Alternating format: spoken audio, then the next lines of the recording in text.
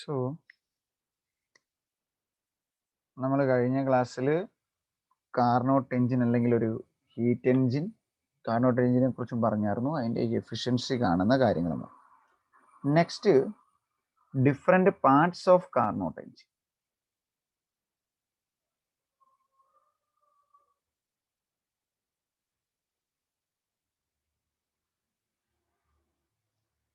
ഇപ്പം നമുക്ക് വർക്ക് ചെയ്യണമെങ്കിൽ, ഒരു ഹീറ്റ് എഞ്ചിൻ വർക്ക് ചെയ്യണമെങ്കിൽ ആദ്യമായിട്ട് അതിനൊരു ഹീറ്റ് കൊടുക്കാൻ പറ്റുന്ന ഒരു സോഴ്സ് വേണം. So the first part of a heat engine, that is a source. Source എന്ന് പറഞ്ഞാൽ അത് ഹീറ്റ് തരണം. ഹീറ്റ് തരുമ്പം അതൊരു ഹോട്ട് ബോഡി ആയിരിക്കണം, അല്ലെങ്കിൽ ഒരു ഹോട്ട് റിസർവോയർ എന്ന് പറയും.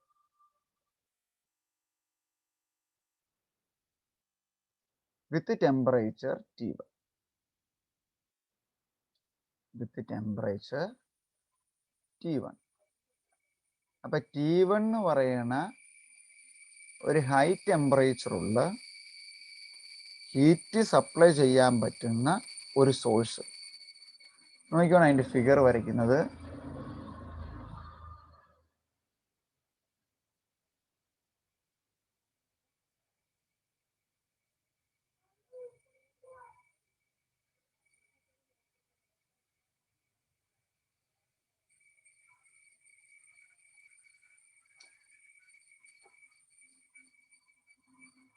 ഇതിപ്പം ഇതിന് ഞാൻ 4 വശമുള്ള ഒരു സിലിണ്ടറാണ് വരച്ചത്.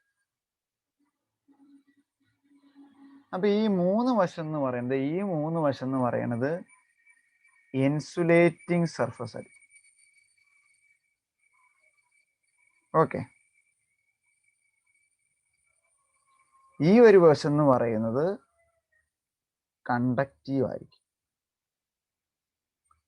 അപ്പം നമ്മളുടെ വർക്കിംഗ് സബ്സ്റ്റൻസിന് ഹീറ്റ് കിട്ടേണ്ട വസ്തു ഇതിൻ്റെ മുകളിൽ കൊണ്ടുപോയി വെച്ചാൽ ഇതിനകത്തുനിന്ന് ഹീറ്റ് ഇങ്ങോട്ട് കിട്ടും. സോ ഓർക്കണം, നന്നായിട്ട് ശ്രദ്ധിക്കണം. സോഴ്സ് എന്ന് പറയുന്നത്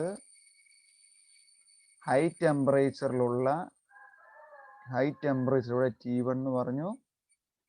T1 ടെമ്പറേച്ചറുള്ള ഒരു ഹോട്ട് റിസർവോയർ ആണ്. ഇതിൻ്റെ 3 വശങ്ങൾ ഇൻസുലേറ്റിംഗ് ഫേസസ് ആയിരിക്കും. ടോപ്പ് ലെവൽ എന്ന് പറയുന്നത് കണ്ടക്റ്റീവ് ആയിരിക്കും. അപ്പോൾ ഏതെങ്കിലും ഒരു ബോഡി ഇതിൻ്റെ ടോപ്പിൽ ഒരു കോണ്ടാക്റ്റിൽ കൊണ്ടുപോയി വെച്ച് കഴിഞ്ഞാൽ നമുക്ക് ആ ബോഡിക്ക് ഹീറ്റ് സപ്ലൈ ചെയ്യാൻ പറ്റും. ഇതിൽ നിന്ന് ഹീറ്റ് അതിലേക്ക് സപ്ലൈ ചെയ്യും. രണ്ടാമത്തെ പാർട്ട് എന്ന് പറയുന്നത് സിങ്ക്. സിങ്ക് എന്ന് പറഞ്ഞാൽ ഈ ഹോട്ട് റിസർവോയറിന് പകരമുള്ള ഒരു കോൾഡ് ഹീറ്റ് റിസർവോയർ.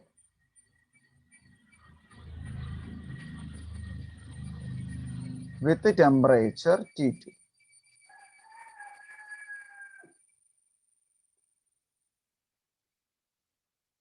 ഇത് ഹോട്ട് റിസർവോയർ ആയിരുന്നു, ഇത് കോൾഡ് റിസർവോയർ ആണ്. എങ്കിൽ ഇതിൽ ഏതിനായിരിക്കും ടെമ്പറേച്ചർ? T1 ആണോ T2 ആണോ greater than? Amrita? T1. T1 is greater than to that of T2. So we can write it as T1 is greater than to T2. അപ്പം ഇതുപോലെ തന്നെ ഇതും ഒരു സിലിണ്ടറിക്കൽ പാർട്ടാണ് ഇതിനുള്ളത്. ഇപ്പം നമ്മളുടെ വർക്കിംഗ് സബ്സ്റ്റൻസിനെ വെച്ച് കഴിയുമ്പം അതിനെ തണുപ്പിക്കാൻ പറ്റും. അപ്പോഴത്തേന് ടോപ്പ് ഒരു കണ്ടക്റ്റിംഗ് ഫേസ് തന്നെയായിരിക്കും, 3 വശങ്ങളും ഇൻസുലേറ്റിംഗ് ഫേസ് ആയിരിക്കും. ഇൻസുലേറ്റിംഗ് ഫേസ് എന്ന് പറയുമ്പോൾ ഹീറ്റ് പുറത്തേക്കും പോയേല, അകത്തേക്കും വരികയില്ല, നഷ്ടപ്പെടുകയുമില്ല. ഇതൊരു കണ്ടക്റ്റിംഗ് ഫേസ്.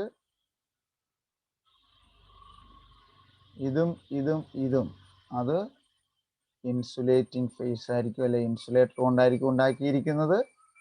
അതിനെ നമുക്ക് സിങ്ക് എന്ന് പറഞ്ഞു കഴിഞ്ഞാൽ അതിൻ്റെ ടെമ്പറേച്ചർ T2 എന്ന് പറഞ്ഞാൽ T1 is very very greater than two that of T2.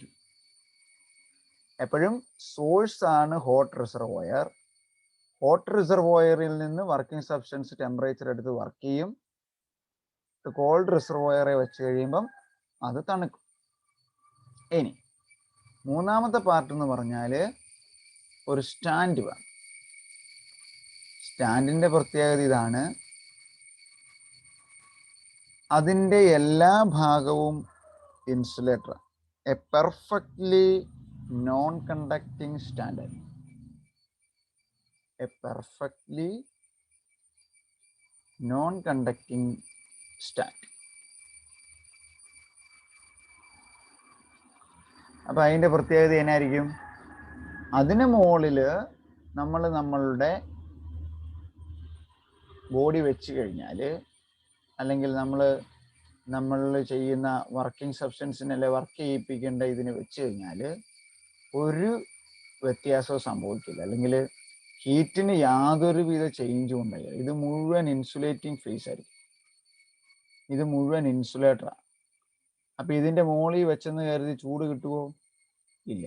അതിൻ്റെ മുകളിൽ വെച്ചെന്ന് കരുതി ചൂട് കുറയുമോ? ഇല്ല. അപ്പം this is A completely insulating stand. There is no change within contact with that stand by the source or sink. സോഴ്സും സിങ്കിലും വെച്ച്, സോഴ്സിൽ വെച്ചാൽ ടെമ്പറേച്ചർ കിട്ടും, സിങ്കിൽ വെച്ചാൽ ടെമ്പറേച്ചർ കുറയും. പക്ഷേ നോൺ കണ്ടക്റ്റിംഗ് സ്റ്റാൻഡിൽ വെച്ചാൽ ഒരു വ്യത്യാസവും ഉണ്ടാവില്ല. Next one, the fourth one, but the most important part of A Carnot engine or heat engine, that is the working substance.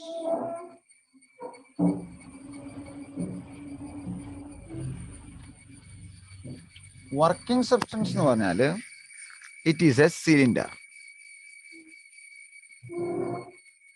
It is fitted with a non-conducting and frictionless piston. ഒരു cylinder ആണ്. It is fitted with a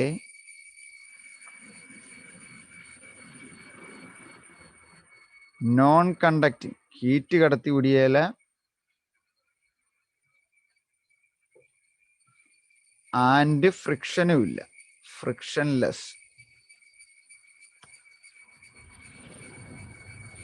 piston enclosing a perfect gas, enclosing a perfect gas.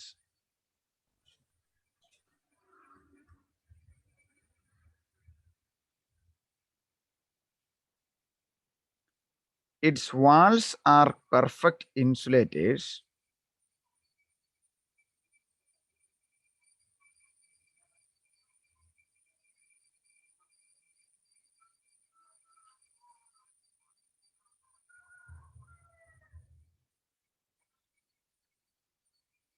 And the bottom is a perfect conductor.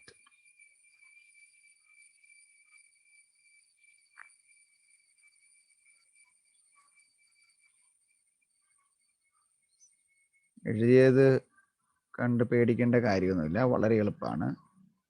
Figure വരച്ചു കഴിഞ്ഞാൽ ആ ഫിഗറിൽ നോക്കി നമുക്കിത് എഴുതാമെന്നുള്ളതേ ഉള്ളൂ. അപ്പം ഇത് മുമ്പേ പറഞ്ഞ പോലെ ഒരു സിലിണ്ടറാണ്.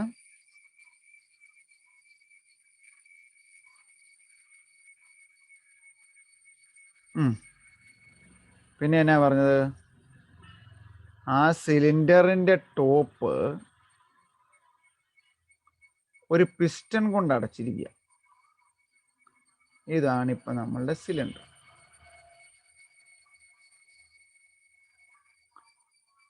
അതിൻ്റെ ടോപ്പ് സൈഡ് ഒരു പിസ്റ്റൺ കൊടുത്തേക്കുക.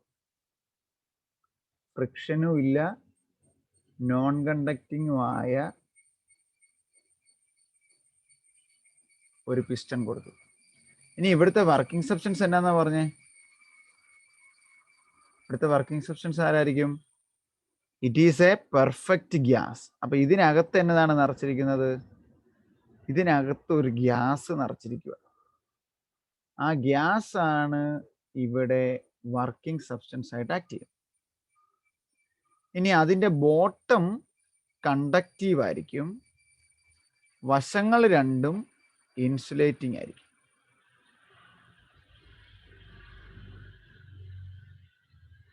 രണ്ട് വശങ്ങളും ഇൻസുലേറ്റിംഗ് ആയിരിക്കും.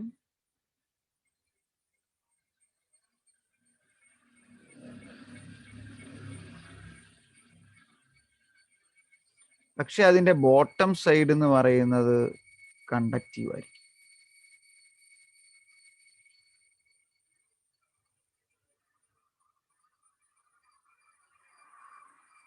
ഇവിടെ എല്ലാം വരച്ച പോലെ ഇൻസുലേറ്റർ ആണ് ഈ ഡോട്ടഡ് ലൈൻ കൊണ്ട് റെപ്രസെന്റ് ചെയ്തിരിക്കുന്നത്. ഇത് പെർഫെക്റ്റ്ലി കണ്ടക്റ്റീവ് ആയിരിക്കും. ഇനി നോക്കിയേ, ഇത് തന്നെ മൂവ് ചെയ്യുന്ന പിസ്റ്റൺ ആണെങ്കിൽ ഈ വർക്കിംഗ് സബ്സ്റ്റൻസിനെ എടുത്ത് സോഴ്സിൽ വെച്ചാൽ എന്നാ പറ്റും? സോഴ്സിന് നല്ല ടെമ്പറേച്ചർ ഉണ്ട്. ആ ടെമ്പറേച്ചർ തീർന്നു കഴിയുമ്പോൾ ഇതിനകത്ത് ഗ്യാസ് എക്സ്പാൻഡ് ചെയ്യും. ഗ്യാസ് എക്സ്പാൻഡ് ചെയ്ത് കഴിയുമ്പം പിസ്റ്റൺ ഓട്ടോമാറ്റിക്കലി മുകളിലേക്ക് മൂവ് ചെയ്യും. അത് കഴിഞ്ഞ് എന്നാ ചെയ്യണം? അതിനെ ഇറക്കി സിങ്കെ വെക്കണം. സിങ്കെ വെക്കുമ്പോൾ എന്നാ പറയും? എന്നാ പറ്റും? അതിൻ്റെ ടെമ്പറേച്ചർ കുറവാണ്.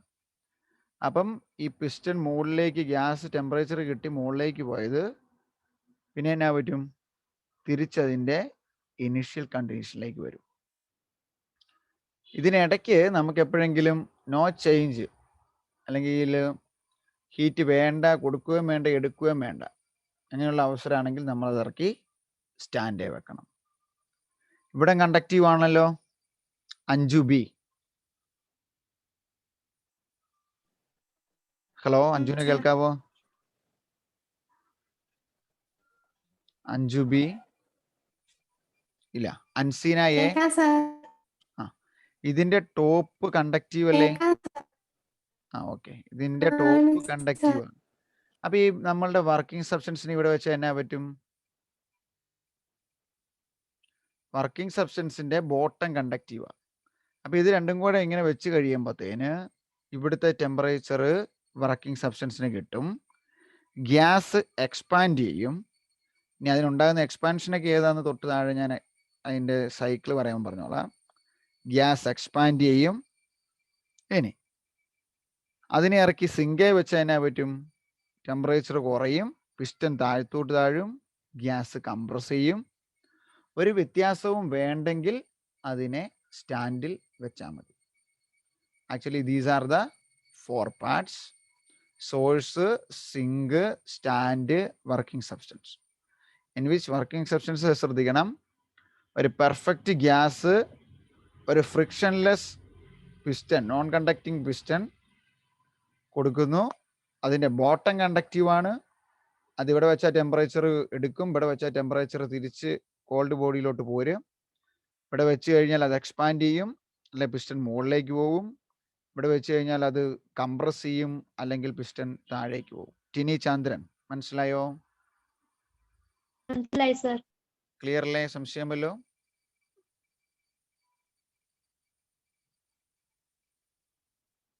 സംശയം എന്തെങ്കിലും ഉണ്ടോ ടിനി? ഇല്ല സർ. ഓക്കെ, ഒന്ന് വരച്ചെഴുതിയെടുത്തേ. സോ ഇനി നമ്മളൊരു ഹീറ്റ് കൊടുത്തുകൊണ്ട് കണ്ടിന്യൂസ് ആയിട്ട് ഈ കാർനോട്ട് എഞ്ചിനെ വർക്ക് ചെയ്യിപ്പിക്കും. അപ്പോൾ എന്നാ വെച്ചാൽ ഇപ്പം നമ്മളുടെ ഓട്ടോ എഞ്ചിനാണേലും ഹീറ്റൽ എഞ്ചിനാണേലും ഏത് ഹീറ്റ് എഞ്ചിനാണേലും ഒരു വണ്ടിയുടെ എഞ്ചിൻ ഉദ്ദേശിക്കാം, നമുക്കൊരു എക്സാമ്പിളായിട്ട്. അത് നമ്മൾ സെൽഫ് അടിച്ച് വണ്ടി സ്റ്റാർട്ട് ചെയ്ത് കഴിഞ്ഞാൽ അതങ്ങ് വർക്ക് ചെയ്തുകൊണ്ടേയിരിക്കും. എപ്പോഴെങ്കിലും നിൽക്കുന്നുണ്ടോ? ഇല്ല, നമ്മൾ ഓഫ് ചെയ്യാതെ നിൽക്കുന്നില്ല. അതുപോലെ തന്നെ ഇതൊരു കണ്ടിന്യൂസ് സൈക്കിളായിരിക്കും കാർനോട്ട് എഞ്ചിൻ എന്ന് പറയുന്നത്. അത് തുടങ്ങി ഒരു പർട്ടിക്കുലർ സൈക്കിളോടെ പോയി തിരിച്ച് ഇനിഷ്യൽ പോയിന്റ് വരും, വീണ്ടും കണ്ടിന്യൂസ്. സോ നെക്സ്റ്റ് നമുക്ക് പഠിക്കേണ്ടത് കാർനോട്ട് സൈക്കിൾ.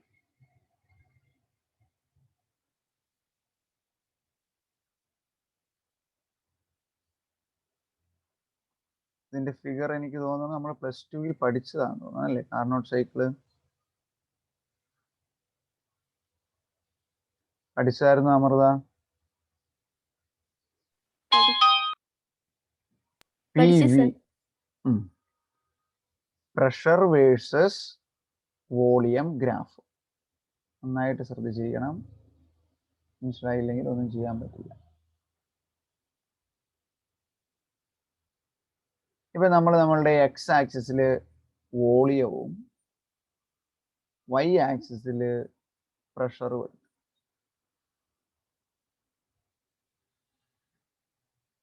ഇനി നമ്മളൊരു പർട്ടിക്കുലർ പോയിന്റിൽ നമ്മുടെ വർക്കിംഗ് സബ്സ്റ്റൻസ് ഇരിക്കുന്നെന്ന് പറഞ്ഞു. Let that point is A. അവിടുത്തെ പ്രഷർ P1ഉം അവിടുത്തെ വോളിയം V1ഉം ആണെന്നിരിക്കട്ടെ. അതായത് ഇവിടുന്ന് നേരെ ഇതുള്ളത് P1, ഇവിടെ നേരെ താഴെ മാർക്ക് ചെയ്യുന്നത് V1. ഇനി ഓർമ്മയോടെ വേണം അവിടുത്തെ ടെമ്പറേച്ചർ T1 ആണെന്നിരിക്കട്ടെ.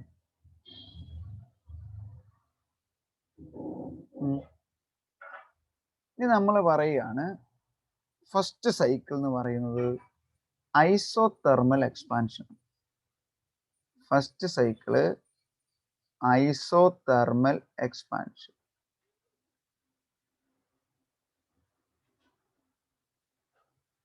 ഐസോതെർമൽ എന്ന് പറഞ്ഞ അർത്ഥം എന്നാണ്? Isothermal constant temperature. Very good. Temperature remains same or temperature is A constant ആയിട്ട് നിൽക്കും. ഇപ്പൊ നമ്മളുടെ വർക്കിംഗ് സബ്സ്റ്റൻസിന് ആദ്യം എവിടെ വെക്കണം എന്നാണ് ഞാൻ പറഞ്ഞത്? എവിടെ വെച്ചാലാണ് സ്റ്റാർട്ട് ചെയ്യുന്നത്? പ്ലേസ് the working substance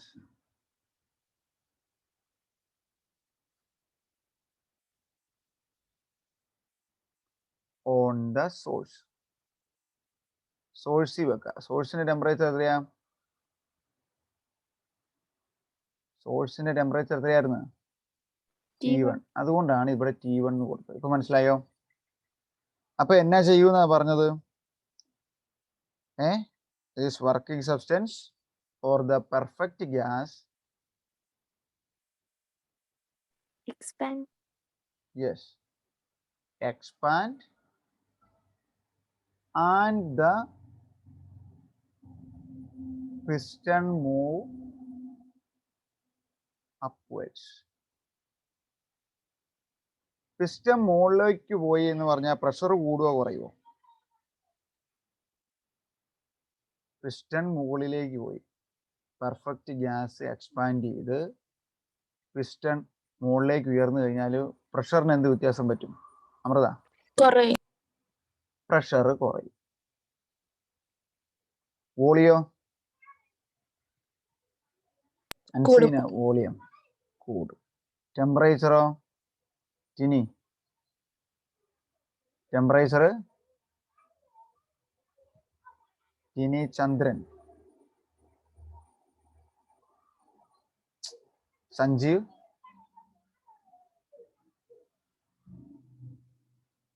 ഇല്ല.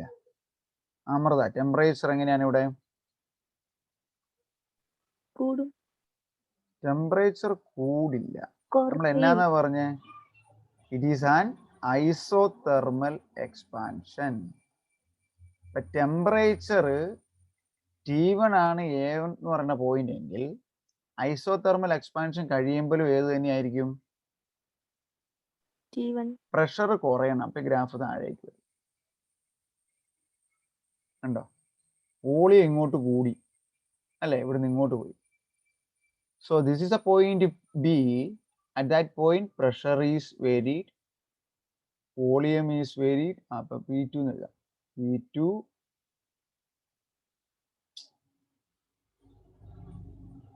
P2 V2, but temperature remains a constant T1.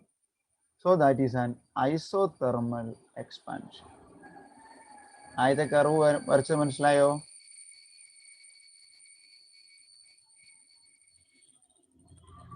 മനസ്സിലായോ? പ്രഷർ കുറഞ്ഞു, വോളിയം കൂടി, temperature remain same. Second step adiabatic expansion. മനസ്സിലായി കഴിഞ്ഞാൽ ഈ പടം മാത്രം ഒന്ന് ഓർത്താൽ ഇതിനെല്ലാം നമുക്ക് തന്നെ എഴുതാൻ പറ്റും. അപ്പൊ ഇവിടെ നമുക്ക് ഇങ്ങനെ എഴുതാം: P1 V1 T1 എന്നുള്ളത് P2 V2 T1 ആയി മാറി അല്ലേ? ശരിയല്ലേ? പ്രഷറും വോളിയവും വ്യത്യാസപ്പെട്ടു, ടെമ്പറേച്ചറിന് ഒരു മാറ്റവും വന്നില്ല, അതുകൊണ്ടാണ് T1. ഇനി സെക്കൻഡ് കേസിൽ അഡിയബാറ്റിക് എക്സ്പാൻഷൻ.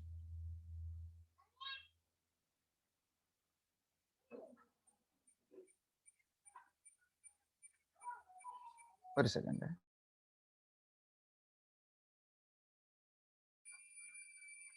അഡിയബാറ്റിക് പ്രോസസ് എന്ന് പറഞ്ഞാൽ എന്നാണ്? അഡിയബാറ്റിക് പ്രോസസ്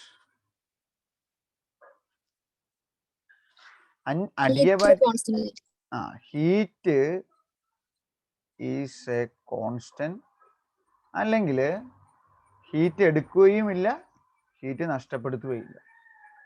അല്ല ഡെൽറ്റ ക്യൂ എന്ന് എടുക്കുക അല്ലെ, ചേഞ്ച് ഇൻ ഹീറ്റ് എനർജി, അത് എത്രയായിരിക്കും? 0 ആയിരിക്കും. അങ്ങനെയെങ്കിൽ ഇതിനെ എവിടെ എടുത്തു വെക്കണമായിരിക്കും? നമ്മളുടെ വർക്കിംഗ് സബ്സ്റ്റൻസിന് നമ്മൾ എവിടെയായിരിക്കും വെക്കണേ? ഹീറ്റ് വേണ്ട എങ്കിൽ വർക്കിംഗ് സബ്സ്റ്റൻസിനെ എവിടെ വെക്കണം? സ്റ്റാൻഡ് പ്ലേസ് ചെയ്യണം അല്ലേ? സ്റ്റാൻഡ് പെർഫെക്റ്റ്ലി ഇൻസുലേറ്റർ എന്നല്ലേ പറഞ്ഞ്?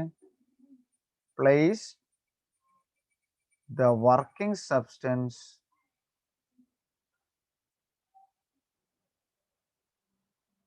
on the stand. അപ്പൊ എന്നാ പറ്റും?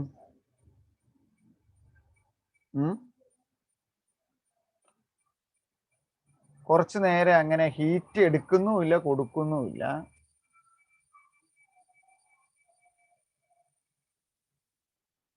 അപ്പൊ എന്ത് സംഭവിക്കും? പറഞ്ഞേ.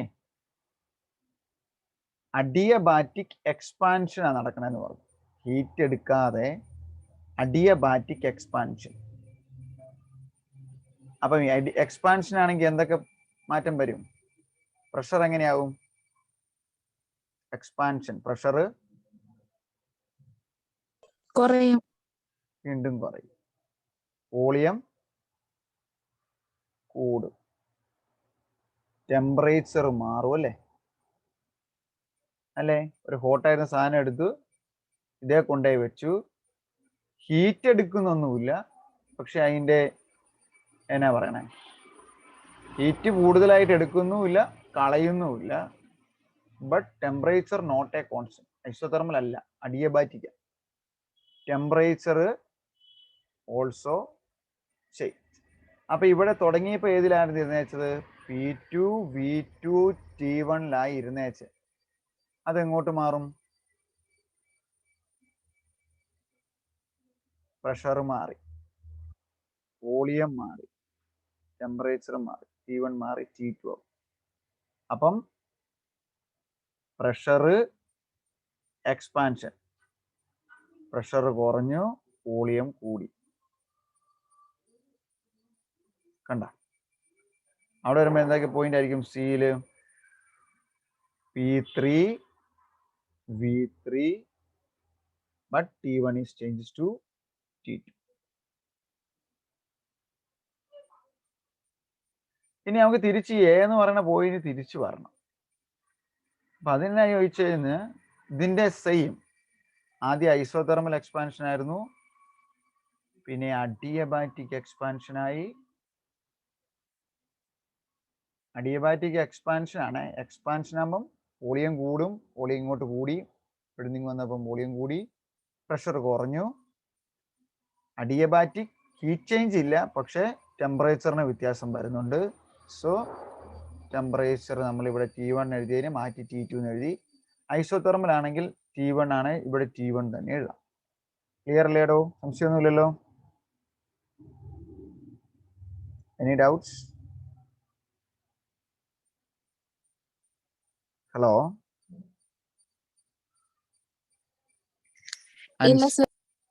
നിങ്ങൾ ചോദിക്കുമ്പോൾ റിപ്ലൈ ചെയ്യും, സമയം കളയില്ല കേട്ടോ. കേൾക്കാൻ താമസമുണ്ടോ, ഡിലേ ഉണ്ടോ ഞാൻ ചോദിക്കുന്നതിന്?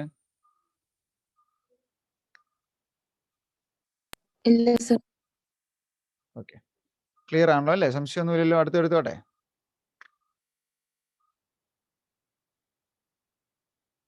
സോ തേർഡ് വൺ, നമ്മൾ തുടങ്ങിയത് isothermal expansion, adiabatic expansion, then third one isothermal compression.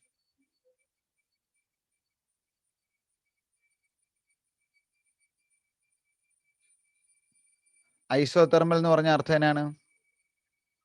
Isothermal temperature same ആയിരിക്കും. അപ്പൊ ഇവിടെ T2 നിൽക്കുന്നതെങ്കിൽ T2 വ്യത്യാസം വരില്ല.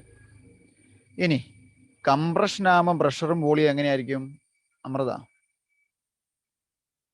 കംപ്രഷൻ ആകുമ്പോൾ പ്രഷർ എങ്ങനെയാവും?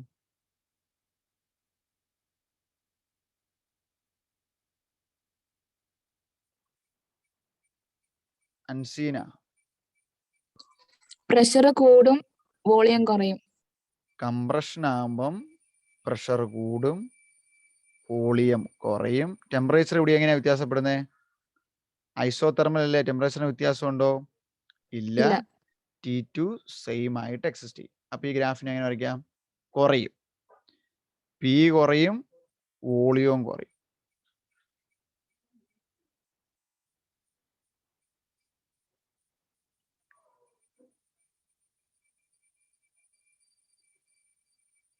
പോയിന്റ് തന്നെ മുട്ടണം, അതുകൊണ്ടാട്ടോ. ഓക്കെ, ഇവിടെ നമുക്ക് ആ പോയിന്റ് മാർക്ക് ചെയ്യാം. പ്രഷർ മാറി, അപ്പൊ P4 ആയി. വോളിയം മാറി, അപ്പൊ V4 ആയി. ടെമ്പറേച്ചർ എത്രയായിരിക്കും?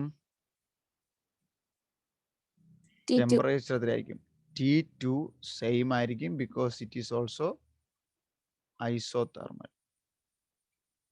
But it is isothermal compression. ഇനി അടുത്ത സൈക്കിൾ ഏതായിരിക്കും? ഇവിടെ തന്നെ തിരിച്ചു പറഞ്ഞെങ്കിൽ ഐസോതെർമൽ എക്സ്പാൻഷന് പകരം ഫോർത്ത് സൈക്കിൾ ഈസ് അഡിയബാറ്റിക് എക്സ്പാൻഷന് പകരം അഡിയബാറ്റിക് കംപ്രഷൻ.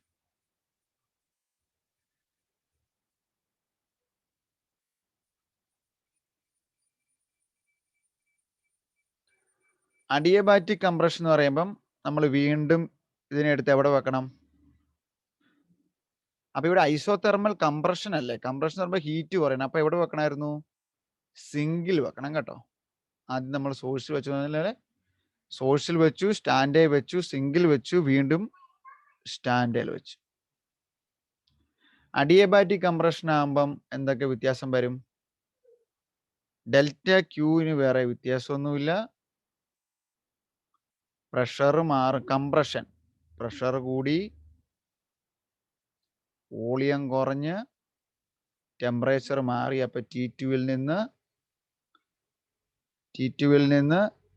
T3 വന്നു. But here it is return back to the original position to A, or temperature വീണ്ടും T1 ആയി മാറും. ഈ പോയിന്റിൽ നിന്ന് അഡിയബാറ്റിക് കംപ്രഷൻ നടന്ന് ഇത് അതിന്റെ ഇനിഷ്യൽ പോയിന്റ് തിരിച്ചു. So this is the 4 points.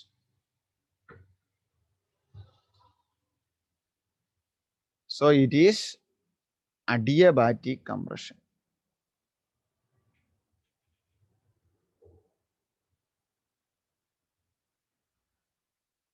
So temperature ഇവിടെ വരുമ്പോൾ വീണ്ടും P1 V1 T1 ആയി.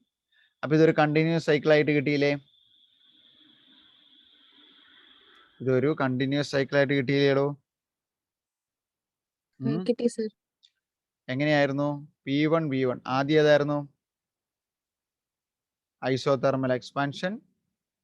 ടെമ്പറേച്ചർ സെയിം ആയി, T1 അവിടെ തന്നെ നിന്ന് പിയും വിയും മാറി. എക്സ്പാൻഡ് ചെയ്യുന്നതുകൊണ്ട് വോളിയം കൂടി, ഉണ്ടോ, വലത്തേക്ക് പോയി. എക്സ്പാൻഷൻ ആയതുകൊണ്ട് പ്രഷർ കുറഞ്ഞു, ഇവിടെയായിരുന്നു പോയിന്റ്, ഇത്രയും ഹൈറ്റ് താഴത്തേക്ക് വന്നു. അത് കഴിഞ്ഞ് അഡിയബാറ്റിക് എക്സ്പാൻഷൻ ആണ്, വോളിയം കൂടി, പ്രഷർ കുറഞ്ഞു. അഡിയബാറ്റിക് ആയതുകൊണ്ട് ടെമ്പറേച്ചർ മാറും. സോ T1 എന്നത് T2 ആയി. പ്രഷറും വോളിയം മാറി, അപ്പൊ P2 എന്നുള്ളത് P3 V3 T2. ഇവിടെ ABCD ഈ പോയിന്റിന് ഒരു പേര് കൊടുക്കുക. D1 എന്ന് പറയുന്ന പോയിന്റിലോട്ട് പിന്നെ ഐസോതെർമൽ കംപ്രഷൻ ആകുമ്പം വോളിയം കുറയും, പ്രഷർ കൂടും. വോളിയം കുറഞ്ഞ് ഇങ്ങോട്ട് മാറി. പ്രഷർ ഈ പോയിന്റിൽ ഇത്രയും ഉയരം, അല്പം ഹൈറ്റ് കൂടി, പ്രഷർ കൂടി. പക്ഷേ ഐസോതെർമൽ ആയതുകൊണ്ട് ടെമ്പറേച്ചറിന് മാറ്റമൊന്നുമില്ല. T2 T2 ആയിട്ട് തന്നെ റിമെയിൻ ചെയ്യും. Then final step adiabatic compression. Compression ആയിരുന്നു. പ്രഷർ കൂടി, വോളിയം ഇവിടുന്ന് ഇത്രയും മാറി ഇങ്ങോട്ട് കുറഞ്ഞു. ഈ പോയിന്റ് ഇങ്ങനെ മാറി നിൽക്കണം കേട്ടോ. ഇത് നേരെ വരല്. പറയുന്ന അർത്ഥം ഈ കർവ് കൃത്യം കിട്ടണം. വോളിയം കുറഞ്ഞു, ബട്ട് ടെമ്പറേച്ചർ ഇനിഷ്യൽ ടെമ്പറേച്ചർ ആയി, ഓർ ഇനിഷ്യൽ കണ്ടീഷൻ. വീണ്ടും എന്നെ ചെയ്യുക, ഐസോതെർമൽ എക്സ്പാൻഡ് ചെയ്യുക, അഡിയബാറ്റിക് എക്സ്പാൻഡ് ചെയ്യുക, isothermal compression, adiabatic compression. So ഇങ്ങനെ കണ്ടിന്യൂസ് ആയിട്ട് ഈ സൈക്കിള് തുടർന്നുകൊണ്ടേയിരിക്കും. Actually this is referred as Carnot cycle. Clear ആയോ പറഞ്ഞത്? ക്ലിയർ ആയി.